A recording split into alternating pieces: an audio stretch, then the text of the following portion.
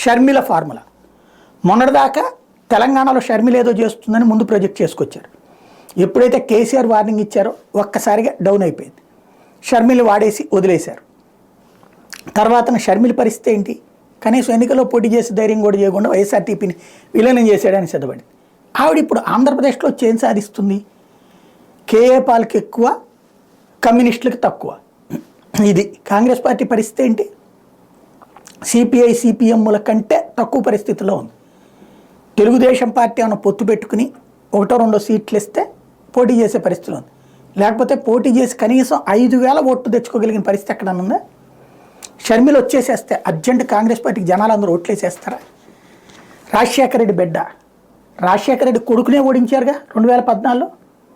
2019కి కదా రాజశేఖర రెడ్డి కొడుకుని తీసుకొచ్చుకుంది. ఇంకోటి, ఆ రాజశేఖర రెడ్డి కొడుకుని వారసుని తొక్కేయడానికి ప్రయత్నిస్తుంటే షర్మిల